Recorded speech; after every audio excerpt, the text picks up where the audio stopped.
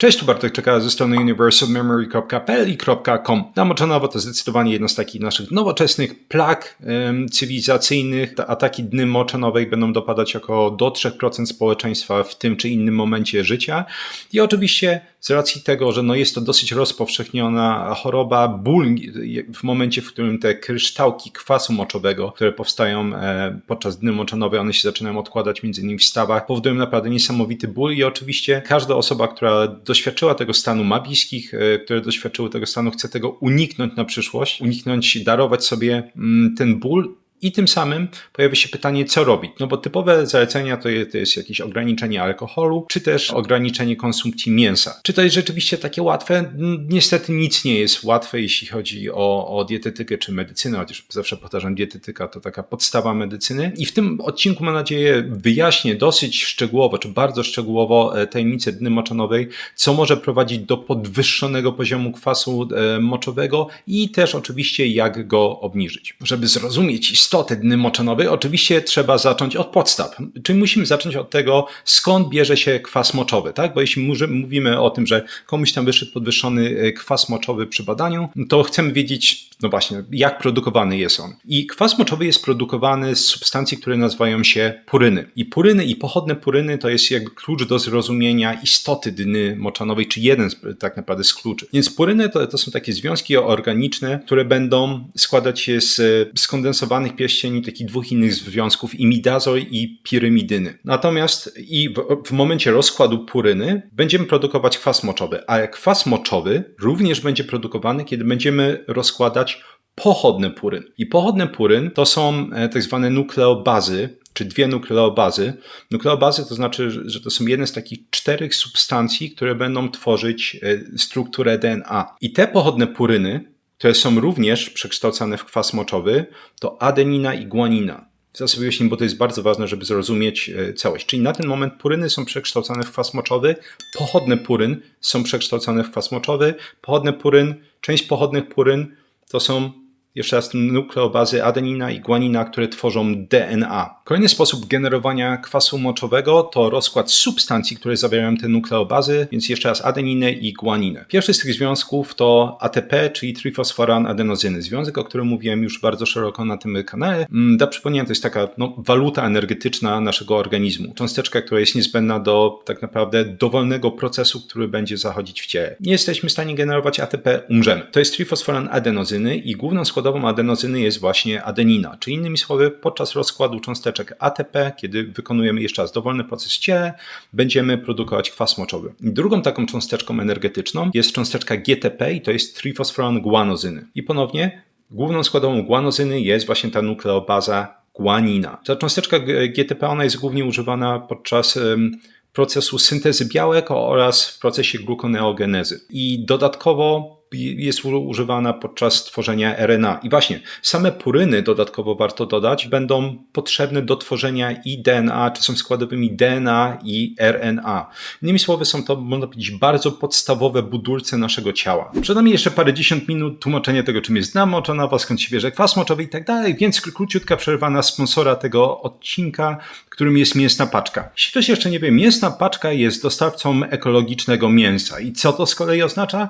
Ekologiczne mięso to jest mięso, które odbywa się bez żadnych boosterów wzrostu. Na żadnym etapie produkcji takiego mięsa nie mogą być używane antybiotyki. Tym samym jest to mięso najwyższej jakości. Jest to taki jeden z najprostszych sposobów, poza tym, żeby dostarczyć bardzo, takie pełnowartościowe mięso do swojej diety, również żeby zadbać o chów takich zwierząt, bo one są po prostu chowane w dużo lepszych warunkach, jak i wspomóc rolników, którzy uprawiają taki chów, który jest zdecydowanie bardziej czasochłonny i nakładochłonny niż typowy chów masowy. Jak działa Mięsna Paczka? Samo zamawianie produktu z Mięsnej Paczki jest szalenie łatwe. Po pierwsze, dostawa jest na terenie całej Polski, więc nie ma jakby tutaj strachu, że nie dojdzie w jakiś tam zakamarek, dziwny rejon Polski.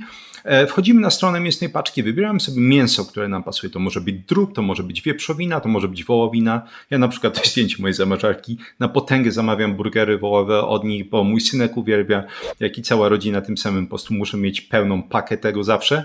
2, paczka przychodzi do nas zabezpieczona suchym lodem, jest naprawdę to świetnie zmrożone, przekładamy to do zamrażarki i samo mięso można przechowywać tam 18 miesięcy, a 6 miesięcy produkty mięsne. Tym samym jest minimalna szansa, że coś trzeba będzie wyrzucać, coś się zepsuje i krok trzeci jemy.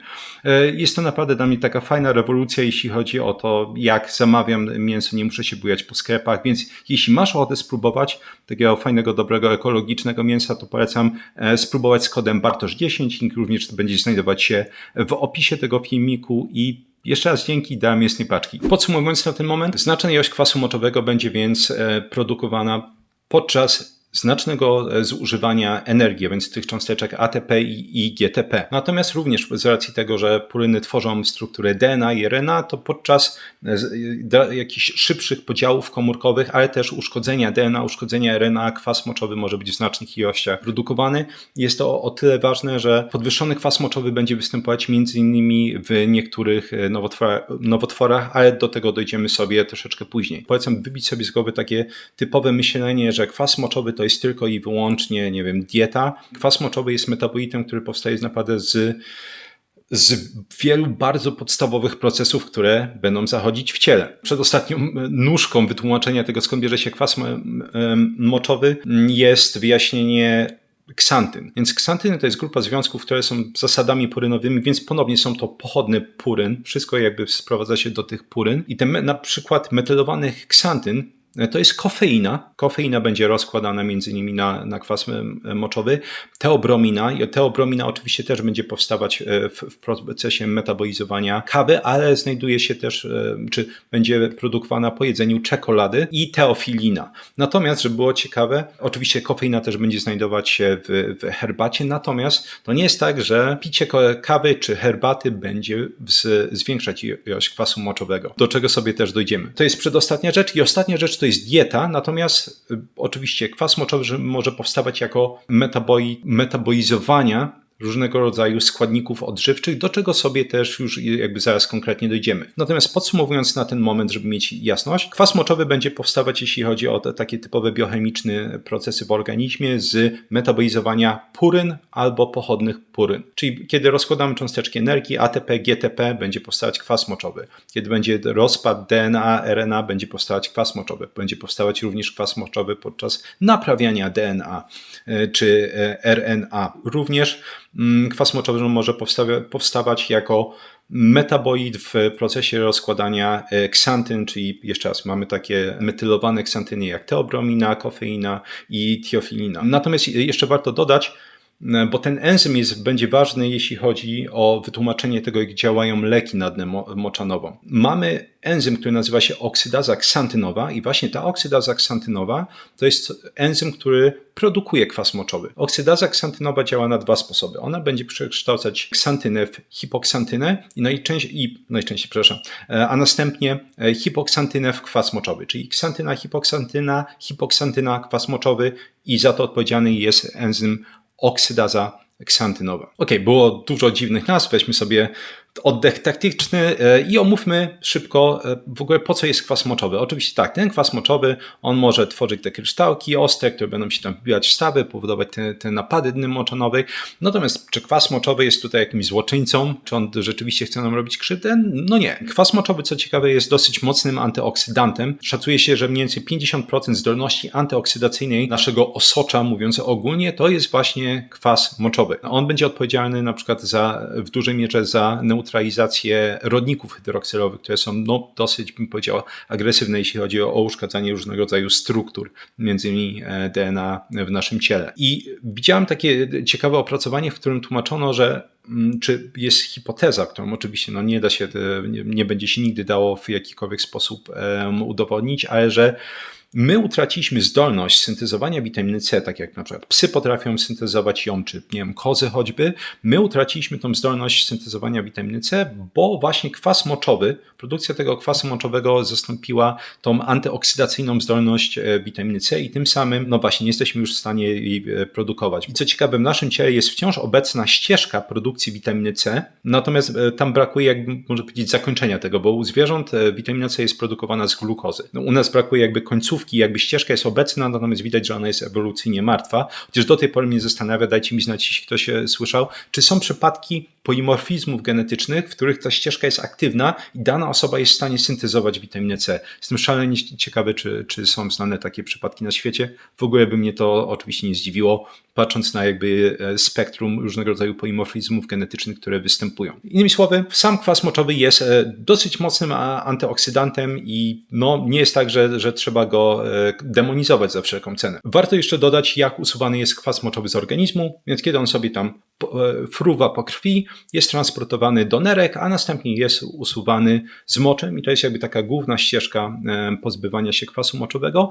Natomiast część jest również wydalana skałem. Ten proces będzie uwzględniać również wątrobę i jelita. Więc jakby po prostu upraszczając, kwas moczowy będziemy usuwać głównie z moczem, natomiast w niewielkiej ilości będziemy go usuwać również skałem. Czas omówić sobie, kiedy występuje podwyższony poziom kwasu moczowego. Zacznijmy od nowotworów, ponieważ wspomniałem o tym jako ciekawostkę i rzeczywiście z racji tego, że będzie następować wzmożone podziały komórkowe, ale też śmierć komórek w momencie, w którym mamy do czynienia z nowotworami, to w tym momencie dochodzi do zwiększonej produkcji kwasu moczowego. To będzie występować to zjawisko będzie występować w dużej mierze przede wszystkim w białaczkach, różnego rodzaju chłoniakach, jak właśnie chłoniak Hodgkina. W mniejszej mierze w nowotworach choćby piersi czy raku płuc. Na potęgę już natomiast jakby ten kwas moczowy jest produkowany, kiedy dochodzi do takich niebezpiecznych zjawisk czy sytuacji jak zjawisko lizy guza, kiedy właśnie jakby te komórki nowotworowe zaczynają się w bardzo szybkim tempie rozpadać. I ponieważ mówiliśmy sobie o uszkodzeniu DNA, RNA, że w tym momencie jest produkowany kwas moczowy, to sama chemioterapia będzie powodować wzmożoną produkcję kwasu moczowego. Idąc dalej, mówiliśmy, że cząsteczki energii ATP i GTP po rozpadzie będą generować kwas moczowy. Zgadnijcie co? Wzmożone ćwiczenia fizyczne będą generować znaczące ilości kwasu moczowego. Jeśli mamy do czynienia z jakimiś zapalonymi sportowcami, to w takim przypadku jak najbardziej ta ilość produkowanego kwasu moczowego będzie znacząca. Idąc dalej, bardzo prosty powód. Zwiększone stężenie, czy ilość, czy stężenie kwasu moczowego będzie występować podczas odwodnienia. Tak, no bo oczywiście to jest tak, jak już wielokrotnie omawiałem na kanale, jeśli na przykład będziemy robić sobie badanie glikemii, czyli badać glukozę, to może się okazać, że jesteśmy odwodnieni, tak? Jest tam mniej wody, te cząsteczki są wszystkie bardziej ściśnięte, to może wyjść nam poziom glukozy wyższy niż wyszedłby, kiedy byliśmy nawodnieni. To samo dzieje się z kwasem moczowym. Mówiliśmy, że kwas moczowy jest w dużej mierze, czy w głównej, mierze usuwany przez nerki, więc jakiekolwiek kłopoty z nerkami, torbierowatość nerek, niewydolność nerek może prowadzić do zwiększonego poziomu kwasu moczowego. Jeśli chodzi o takie dziwnotki, które zauważyłem nigdzie nie są wymienione na jakichś takich popularno-naukowych stronach, Helicobacter pylori jest w stanie powodować znaczne zwiększenie produkcji kwasu moczowego. Co ciekawe, Candida albicans również jest w stanie jako jeden z wielu metabolitów produkować kwas moczowy, ale o ile mamy mnóstwo badań, które będą mówić, że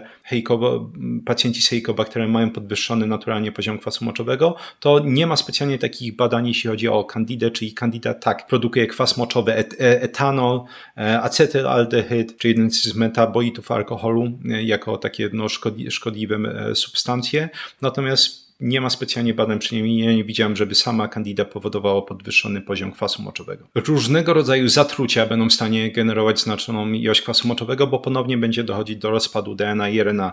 Chyba takim, jeśli chodzi o zatrucie, wydaje mi się, najznamienitszym przypadkiem są zatrucia ołowiem. W tym przypadku ten poziom kwasu moczowego potrafi być naprawdę wysoki. Różnego rodzaju leki, suplementy są w stanie podwyższyć poziom kwasu moczowego, diuretyki, więc te związki czy leki odwadniające, mówiąc ogólnie, immunosupresanty takie jak tacrolimus, salicylany. I z ciekawostek, bo wiele osób decyduje się na taką suplementację, jeśli chodzi o kłopoty z cholesterolem. Przy suplementacji witaminą B3, niacyną, czy jakby samym kwasem nikotynowym, będzie dochodziło do znaczącej produkcji ponownie kwasu moczowego, więc należy się tego spodziewać, że ten kwas moczowy wtedy jak najbardziej jest w stanie pójść w górę. Co jeszcze, jeśli chodzi o takie już powiedzmy lifestyle'owe rzeczy, mówiliśmy sobie, że znaczący wysiłek fizyczny podwyższy, to sama otyłość, często widziałem pytania, że co ma tłuszcz wspólnego, że słyszeli ludzie, że tłuszcz ma coś wspólnego z podwyższoną ilością kwasu moczowego, bo ogólnie kłopoty metaboliczne i sama otyłość będzie prowadzić również do podwyższonego poziomu kwasu moczowego przez te mechanizmy, o których już wspominałem. Z cholernych ciekawostek, które wydaje mi się zainteresują wszystkich, Poszczenie będzie prowadzić do podwyższenia kwasu moczowego. Tutaj wrzucę takie badanko. Mechanizm jest taki, że podczas postów następuje zwiększony rozkład czy metabolizowanie tych puryn i pirymidyn. I co ciekawe, podczas tych procesów też dochodzi do zwiększonej produkcji antyoksydantów. Więc to jest jakby jedno z takich wytłumaczeń, dlaczego podczas postów zwiększa się zdolność antyoksydacyjna organizmu i spadają stany zapalne. Jednocześnie to jest taki mój ulubiony, nazwijmy to przytyczek w nos, takim teoriom, że kwas moczowy jest za wszelką cenę zły. To wszyscy, żeby jakby określić, że podwyższony poziom kwasu moczowego jest zły, potrzebujemy kontekstu. Poszczenie, nie wiem, czy wiele osób będzie się wykłócać, że poszczenie jest negatywne dla organizmu, bo wiemy z badań, że będzie jednak obniżać znacząco stany zapalne, chociaż będzie podwyższać poziom kwasu moczowego, chociaż jeszcze raz to jest sam kwas moczowy, nie jest antyoksydantem. To mi przypomina tą sytuację a propos postów, że niektóre osoby zauważają, że ich poziom lipoproteiny LDL podczas postów rośnie. I rzeczywiście ten poziom LDL jest w stanie wzrosnąć nawet 40-50% podczas parodniowych postów. I co ciekawe, patrząc na badania, ten poziom LDL, lipoproteiny LDL będzie spadać dopiero po 3 tygodniach postów, bo mamy takie fascynujące badania. Innymi słowy, właśnie, posty ewidentnie są szkodliwe. Podbijają kwas moczowy, podbijają lipoproteinę LDL. Oczywiście to ironia, jakby ktoś nie wiedział, to jest ironia, ale to tylko pokazuje, jak można krótkowzroczny obraz załapać zdrowia czy ludzkiego ciała, jeśli będziemy skupiać się tylko i wyłącznie na jednym markerze, a nie całościowym obrazie człowieka. Oczywiście mamy też będzie wciąż dosyć długą listę jakby konkretnych chorób, takich jak, nie wiem, łuszczyca, czerwienica prawdziwa, zatrucie ciążowe, czyli ta tak zwana gestoza, w których to przypadkach ten poziom kwasu moczowego będzie podwyższony, natomiast wydaje mi się, że starczy. Te główne mechanizmy, wydaje mi się, mam nadzieję, przynajmniej wyjaśniły na tyle dobrze, że każdy będzie już wiedzieć, skąd się kwas moczowy bierze. A teraz przechodzimy do diety. Oczywiście skąd?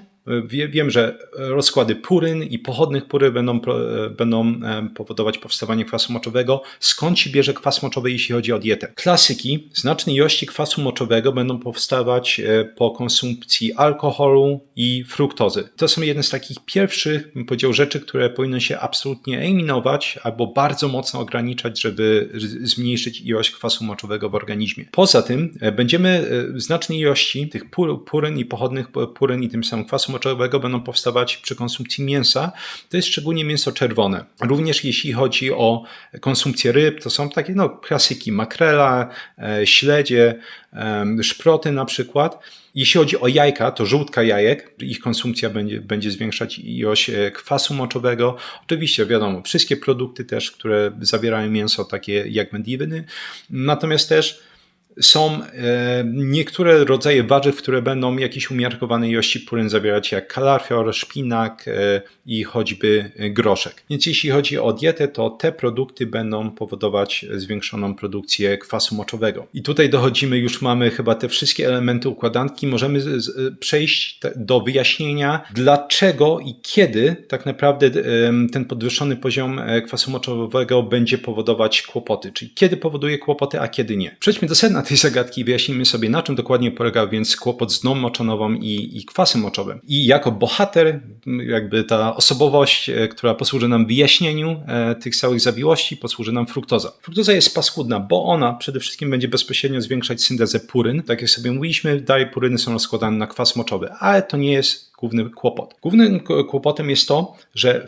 w procesie metabolizowania fruktozy, ja podkreślam wielokrotnie na tym kanale, nie ma gorszego cukru niż fruktoza. Nie ma gorszego gówna niż fruktoza. Glukoza to jest pikuś przy tym. W procesie metabolizowania fruktozy będą powstawać znaczące ilości kwasu mlekowego. Szacuje się, że mniej więcej 25% fruktozy jest przekształcanych bezpośrednio na kwas mlekowy. Co robi kwas mlekowy? Kwas mlekowy będzie powodować, uwaga, zatrzymanie czy zmniejszenie wydalania kwasu moczowego. Czyli im więcej kwasu mlekowego, tym mniejsze wydalanie kwasu moczowego. Kwasy, jakby można powiedzieć, się nie lubią. Ale też ostatnim, jeśli chodzi o fruktozę, kłopotem jest znowu mechanizm, który omawiałem. Żeby zmetabolizować fruktozę, za to jest odpowiedzialny związek, który się nazywa fruktokinaza, potrzeba z miejsca dosyć dużej ilości energii. Zużywamy dużą ilość ATP, żeby w ogóle zacząć metabolizować fruktozę, co znowu zwiększa powstawanie kwasu moczowego. Natomiast największym kłopotem jest kwas mlekowy.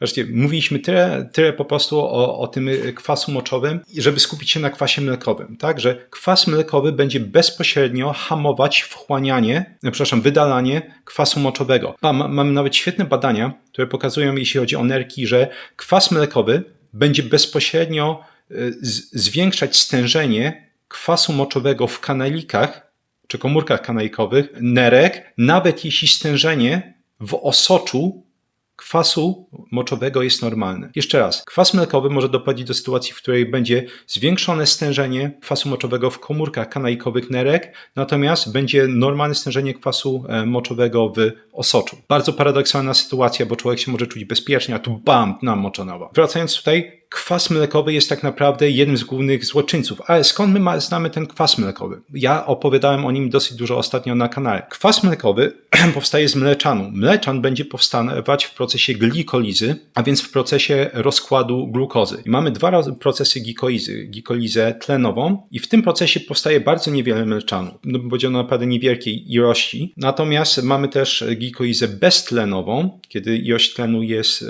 mało dostępna i w tym przypadku będziemy produkować bardzo znaczące ilości mleczanu i kwasu mlekowego. Czyli to nie jest tylko fruktoza, to nie jest tylko alkohol, to są węglowodany. Im większe stężenie glukozy w krwi, tym bardziej zaczynamy przestawiać się z glikolizy tlenowej na beztlenową. Innymi słowy, im więcej zjemy różnego rodzaju cukrów, tym większe będzie stężenie glukozy. Im większe stężenie glukozy, tym więcej produkujemy mleczanu i kwasu mlekowego. Im więcej tego produkujemy, tym mniejsze wydalanie kwasu moczowego. Oczywiście będzie źle, jeśli tylko i wyłącznie, będziemy spożywać znaczne ilości fruktozy. Ale będzie jeszcze gorzej, jak dodam do tego alkohol. Będzie absolutnie fatalnie, jeśli będziemy mieć podwyższony poziom glukozy, będziemy jeść dużo węglowodanów, szczególnie będziemy mieszać znaczne ilości tłuszczów z węglowodanami, tak? Czyli będziemy mieszać te paliwa.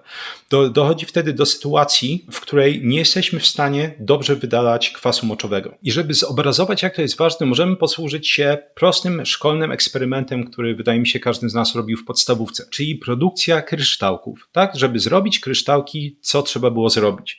Bierzemy sobie na przykład sól kuchenną, wysycamy wodę tym związkiem, odkładamy to w jakimś miejscu na parę dni i po pewnym czasie, oczywiście może być jakaś tam niteczka, jakaś struktura i zaczynają się wytrącać kryształki. Teraz pytanie, na którym bardzo mocno trzeba się zastanowić. Czy jest możliwe wytrącanie się kryształków w momencie, w którym byśmy non-stop wymieniali tą wodę? Czyli kiedy ten kwas moczowy, albo ta nasza sól, jeśli chodzi o eksperyment szkolny, byłaby regularnie usuwana, czy jest i efektywnie usuwana, czy jest możliwe wytrącanie się tych kryształków? Odpowiedź jest nie bardzo. Nie bardzo jest to wykonalne. W dnie moczanowej absolutnie nie chodzi o sam kwas moczowy. W dnie moczanowej chodzi przede wszystkim o to, że nie jesteśmy w stanie efektywnie usuwać kwasu moczowego. Jeszcze raz, nawet kiedy nasz poziom kwasu moczowego w krwi będzie normalny, może dochodzić do zatrzymywania tego kwasu moczowego i też tworzenia się kryształków w nerkach. Innymi słowy, przede wszystkim dnę moczanową powinniśmy, a nie jest to tak przedstawiana choroba, rozumieć jako chorobę metaboliczną. Tak? Czyli w momencie, w którym jeszcze raz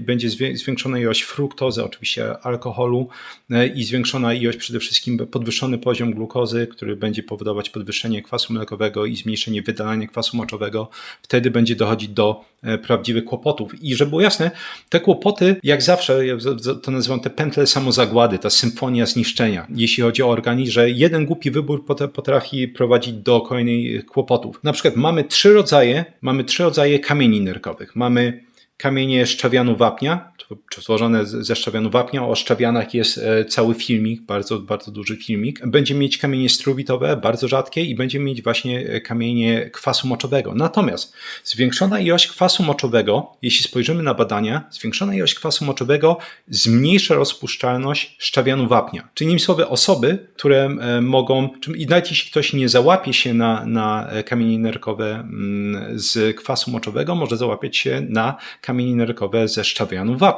Te kłopoty naprawdę wzajemnie się będą napędzać. bo jeszcze raz, kwas moczowy będzie zmniejszać rozpuszczalność szczawianu wapnia. Muszę przyznać, że dla mnie dosyć dziwnie czyta się opracowania z epidemiologii, jeśli chodzi o podwyższenie kwasu moczowego, bo mamy tam różnego rodzaju korelacje, tak, że jeśli ktoś ma podwyższony poziom kwasu moczowego, to będzie często cierpieć na przykład na nadciśnienie, ma zwiększone ryzyko zawałów, czy ogólnie chorób układu sercowo-naczyniowego itd. itp. I dla mnie to jest właśnie to jest przekleństwo częściowej epidemiologii. Co z tego, że mamy korelację? Pytanie, czy ten kwas moczowy jest rzeczywiście sam w sobie kłopotem, czy może te siły sprawcze, ten kwas mlekowy, o którym sobie mówiliśmy, powodowany przez zwiększoną przede wszystkim konsumpcję węglowodanów, i fruktozy czy alkoholu, będzie tutaj tą siłą sprawczą. I wydaje mi się, że odpowiedź jakby w tym zakresie jest dosyć jasna. Więc jeśli ktoś sobie zadaje pytanie, czy na przykład w moim przypadku tak, masz podwyższony poziom kwasu moczowego, albo nawet nie martwisz się, czy mogą wystąpić w twoim przypadku kłopoty. Powiedział, największe kłopoty zaczynają się w momencie, w którym będziemy mieć jakby jednostki już chorobowe stowarzyszone z chorobą metaboliczną, tak? Czyli rzeczywiście, jeśli będziemy mieć nadciśnienie, jeśli już mamy nadciśnienie, na pewno jesteśmy zdecydowanie w grupie ryzyka. Ale oczywiście całe te mechanizmy ja też tłumaczyłem, jak na przykład konsumpcja fruktozy czy fruktozy i glukozy z solą szczególnie będzie gwałtownie podwyższać ciśnienie. Jeśli ktoś już ma podwyższone ciśnienie, ma nadwagę albo otyłość, to są zdecydowanie grupy ryzyka. Oczywiście jakiekolwiek choroby metaboliczne, czy już cukrzyca typu 2, masz takie jednostki chorobowe, jesteś zdecydowanie w grupie ryzyka, jeśli chodzi o występowanie dny moczanowej. Kończąc, jak można zapobiegać, zmniejszać ryzyko wystąpienia? Oczywiście można przede wszystkim iść w zmniejszenie produktów, które będą zawierać puryny. Tak? Czyli jeśli chodzi o dietę. Jeśli chodzi o moją opinię, absolutnie bym odradzał odkładanie jajek, mięsa, chyba że ktoś ma jakieś uczulenia, nie ma absolutnie to żadnego sensu. Odłożyć alkohol albo zmniejszyć konsumpcję alkoholu, odłożyć czy w pełni odłożyć albo zmniejszyć konsumpcję fruktozy, szczególnie jeszcze raz w postaci słodyczy, soków, różnego rodzaju słodkich napoi. Przejść na dietę niskowęglowodanową, żeby ten kwas moczowy był w stanie, jeszcze raz, im niższy poziom glukozy będzie, tym większe będzie wydalanie kwasu moczowego. Przejść na dietę niskowęglowodanową. Wracając do tego, co mówiłem a propos właśnie teobrominy, kofeiny, z tych metylowanych ksantyn, one teoretycznie są przekształcane na kwas moczowy, ale patrząc na badania, akurat i konsumpcja, oczywiście to nie jest tyczy się tylko kawy i herbaty, ale konsumpcja płynów, ale tutaj skupiałem się na kawie i herbacie, będzie akurat zmniejszać ryzyko powstawania dny moczanowej. Czemu? Jeszcze raz, wyobraźmy sobie ten szkolny eksperyment, ten pojemniczek z solą. Jeśli ta woda jest wydalana, tak, i jednocześnie minimalizujemy szanse, szczególnie kiedy dodatkowo minimalizujemy szansę tego, że kwas moczowy jest zatrzymywany, nawet jeśli woda jest częściowo wypłukiwana, to wtedy to ryzyko wystąpienia będzie dużo mniejsze. Więc poza tymi rzeczami jeszcze raz można pić więcej kawy, można pić więcej herbaty, czy ogólnie wody nawet, to będzie pomagać, oczywiście nie licząc jakichś tam przypadków, kiedy woda jest szalenie wysoko zmineralizowana, ktoś ma kłopoty z nerkami i tak dalej. Natomiast dodatkowo błonnik jest tutaj ciekawym narzędziem, zwiększona nawet suplementacja lub zwiększona konsumpcja albo suplementacja błonnika będzie zmniejszać kwas moczowy. Ja mówiłem wielokrotnie, że błonnik należy rozpatrywać jako gąbkę, która będzie wchłaniać mnóstwo rzeczy. I substancje odżywcze jest w stanie zmniejszyć stężenie substancji odżywczych, ale będzie w stanie chłonąć cholesterol. Zwiększona konsumpcja będzie w stanie obniżyć hormony, ale też będzie w stanie obniżyć kwas moczowy. Jakby to jest dosłownie gąbka, która dosyć, powiedziałbym, bezkrytycznie chłonie różnego rodzaju substancje. Niemniej zwiększona konsumpcja błonnika albo suplementacja błonnikiem jest w stanie zmniejszyć poziom kwasu moczowego, oczywiście jakieś klasyki jak ekstrakt z wiśni. I tak naprawdę oczywiście można trochę tego powymieniać, ale to są naprawdę takie absolutnie kluczowe rzeczy, które bez dodatkowych kombinacji wydawania masy pieniędzy na suplementy będą w stanie ten kłopot rozwiązać. Oczywiście, jak to mam w zwyczaju podkreślać, wybór należy do każdej osoby.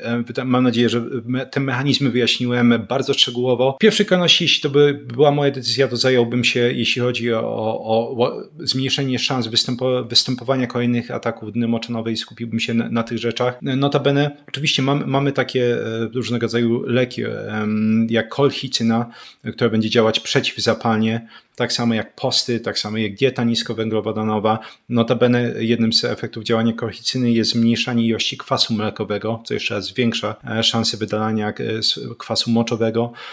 Będziemy mieć substancje takie jak febuxostat. Mówiliśmy sobie, że mamy ten enzym oksydaza ksantynowa, która produkuje kwas moczowy, przetocza ksantynę w hipoksantynę i hipoksantynę w kwas moczowy, więc febuxostat jest inhibitorem, blokuje częściowo tą oksydazę ksantynową. I oczywiście w pierwszych rzutach też szczególnie febuxostat ma, czy właściwie wszystkie te leki mają bardzo dużo efektów ubocznych. Jeśli ktoś rzeczywiście jest w wielkim bólu, bardzo źle się czuje, to w pierwszym rzucie można używać takich leków, natomiast w dalszej kolejności nie bawiłbym się specjalnie w jakieś zioła i tak dalej, tylko zająłbym się konkretnie dietą, bo to oczywiście dieta powinna być fundamentem tego dobrego samopoczucia, zdrowia na długie lata itd. itp. Dzięki serdeczne za wysłanie tego długiego, szczególnie nawet jak na mój kanał, odcinka. Jeśli są jeszcze jakieś pytanka, to zapraszam do zostawienia ich w komentarzach. Tak samo jeśli są jakieś wątpliwości i szczególnie zawsze uwielbiam, żeby podzielił się swoimi doświadczeniami, tak? Jeśli przechodziłeś przez to, eksperymentowałeś z dietami i tak dalej, jak najbardziej zostaw taką opinię. Aha, swoją drogą jeszcze zapomniałem, że kwas moczowy jest dosyć w dużej mierze też moderowany czy regulowany poprzez też polimorfizmy genetyczne. Niektóre osoby, mimo różnego rodzaju zmian diety, braku infekcji i tak dalej, mogą mieć naturalnie podwyższony poziom kwasu moczowego.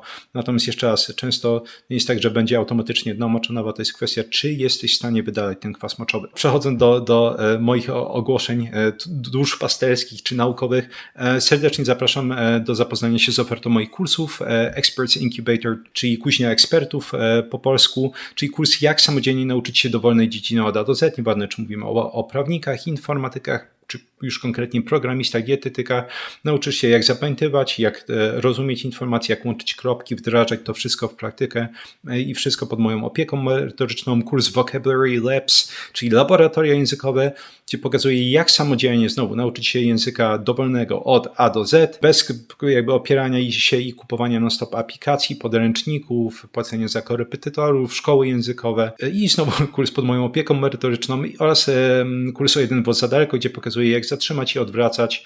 Łysienie androgenowe niedługo opublikuję trochę takich, że tak powiem, zdjęć różnego rodzaju pacjentów, z którymi pracuję od miesięcy, bo są szalenie ciekawe efekty. Co jeszcze? Oczywiście wszystkie badania będą dostępne w opisie. W pierwszym komentarzu przypiętym są 3 piosenki rockowe, żeby mile spędzić czas również po wysłuchaniu tego odcinka. Jeśli interesuje Cię właśnie pamięć, języki obce, analiza badań, to po rozwinięciu opisu jest link do nie tylko właśnie oferty moich kursów, ale również do newslettera i tam w ramach tego newslettera wysyłam często artykuły a propos tych dziedzin. Więc jeśli ktoś chce dodatkowe jakieś informacje, dodatkowo się kształcić, to zapraszam do zapisania się do tego newsletteru i na końcu, jeśli interesują Cię treści, które publikuję na tym kanale, można rozważyć zostanie patronem, kosztuje to 40 zł miesięcznie. W ramach patronatu jest dostęp do forum, gdzie można mi zadawać pytania. Jest to m.in.